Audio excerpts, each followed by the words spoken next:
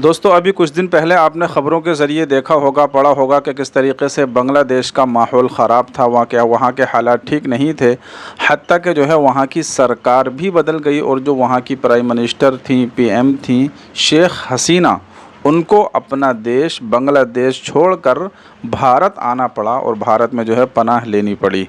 फिर उसके बाद जो है वहाँ पर दूसरी सरकार का गठन हुआ, दूसरी सरकार जो है बनी, लेकिन इसके बावजूद भी वहाँ का माहौल सही नहीं हो रहा था। बहुत दिनों तक वहाँ का माहौल ख़राब रहा। तो इस सिलसिले में जो है ख़बरों के ज़रिए आपने भी देखा होगा, पढ़ा होगा, सुना होगा कि वहाँ के हिंदुओं को बहुत ज़्यादा परेशानी हुई, बहुत ज़्यादा परेशानी का जो है सामना करना पड़ा। अब इस सिलसिले में जो है असदुद्दीन ओवैसी का जो है एक बहुत ही बेहतरीन, बहुत ही खूबसूरत बयान आया है। अभी आपने हाल ही में देखा होगा कि बांग्लादेश की टीम ने जो है भारत का दौरा किया है और बांग्लादेश की टीम जो है भारत से टेस्ट मैच खेल रही है। पहला टेस्ट मैच जो है भारत ने बांग्लादेश से जीत भी लिया है। तो इस सिलसिले में असदुद्दीन ओवैसी की एक स्पीच बहुत ज़्यादा वायरल हो रही है। तो आप ज़रा इस स्पीच को ज़रा गौर से सुनिएगा, ध्यान से सुनिएगा और फिर इसके बाद में जो है मैं आपसे एक दो बातें करूंगा। तो वीडियो को छोड़कर मत जाइएगा, बहुत ही बेहतरीन, बहुत ही अच्छे वीडियो है। वीडियो को लास्ट तक पूरा देखिएगा और फिर अपनी राय का इजहार कमेंट में कीजिएगा। आइए पहले हम ये असदुद्दीन ओवैसी साहब की वीडियो देखते हैं। ओवैसी से पूछते, ओवैसी बांग्लादेश के हिंदुओं पे जुल्म हो रहा, तुम क्यों कुछ नहीं बोल रहे? बांग्लादेश से क्रिकेट खेल रहे तो बांग्लादेश के हिंदू याद नहीं आ रहे तुम्हारे को? हाँ? बेशर्मो, बेगैरतो, झूठ बोलने वालों। असदुद्दीन ओवैसी बांग्लादेश में जो हो रहा नहीं बोल रहे। अरे भाई, बांग्लादेश में जो हुआ आप भी तो जिम्मेदार है मोदी। आप शेख हसीना को ऐसा कर लिए कि बांग्लादेश को भूल गए, शेख हसीना को याद कर लिए। मुल्क में ताल्लुकात जो है भारत और बांग्लादेश में होते, मगर मोदी क्या करते? फॉरेन पॉलिसी अपनी जात पे करते, अपनी इंडिविजुअलिटी, पर्सनालिटी पे करते। नहीं, असदुद्दीन ओवैसी क्यों बोले? उसको क्यों बुलाए? यहां पर क्यों बुलाए उसको? अब मैं बोला गलत? क्या बोला मैं? उसको नहीं बुलाना था यहां पर। क्यों बुलाया आप? हम, बांग्लादेश हमारा पड़ोसी है। वहां पर पाकिस्तान अगर अपने कदम जमाएगा तो पाकिस्तान टेररिज्म करेगा भारत में। हमको तो बांग्लादेशियों का साथ देना था, शेख हसीना का क्यों दिए? ठीक है, दोस्त है, हम दोस्ती निभाए, बस है, हो गया। आपको मालूम, हैदराबाद में, पूरे इंडिया में अगर पहला सुसाइड बॉम्बिंग कहां पे हुई मालूम आपको? हैदराबाद में हुई थी। टास्क फोर्स ऑफिस, आपको याद नहीं होगा कौन आया था? बांग्लादेश से आया था। मैं वो सामने रख के बोला, दीवाने तुम्हारी नजरें सोच भी नहीं सकती मैं जो बोल रहा हूं।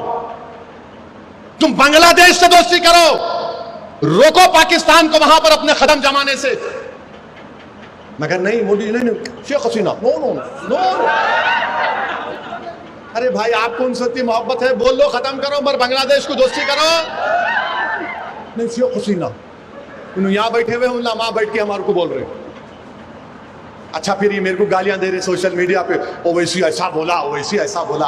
आज मैं बोल रहा हूं, सुनो, बेशर्मो, बेगैरतो, झूठ बोलने वालों। अब बांग्लादेश से क्रिकेट खेल रहे तो बांग्लादेश के हिंदू याद नहीं आ रहे तुम्हारे को? हाँ? तुम्हारे मुंह में जबान है, मेरे पास बहुत बड़ी जबान है। बांग्लादेश से खेल रहे चेन्नई में, टिक टिक टिक टिक। माशाल्लाह, सिराज भी दो खोल दिया, बुमराह भी कर, मगर बांग्लादेश से क्रिकेट मैच खेल सकते। और ओवैसी से पूछते, ओवैसी बांग्लादेश के हिंदुओं पे जुल्म हो रहा, तुम क्यों कुछ नहीं बोल रहे? तुम क्रिकेट मैच खेलेंगे यहां पे और दूल्हे भाई से पूछेंगे क्या बोलना है? अरे तुम क्रिकेट भी नहीं खेलना था। नहीं, पैसे मिलते ना भाई, अम्मा 100 करोड़ को देना हम लोग। हाँ, मगर बांग्लादेश, मैंने मजम्मत की बांग्लादेश के हिंदुओं पे जो जुल्म हुआ, मैं कंडेम किया उसको। बांग्लादेश के हिंदुओं पर कोई जुल्म नहीं होना चाहिए, कोई जुल्म होना नहीं चाहिए। बांग्लादेश के हिंदुओं को अपने मजहब पे चलना चाहिए। और हम उम्मीद करते हैं कि बांग्लादेश की सरकार वहां के हिंदुओं की हिफाजत करेगी।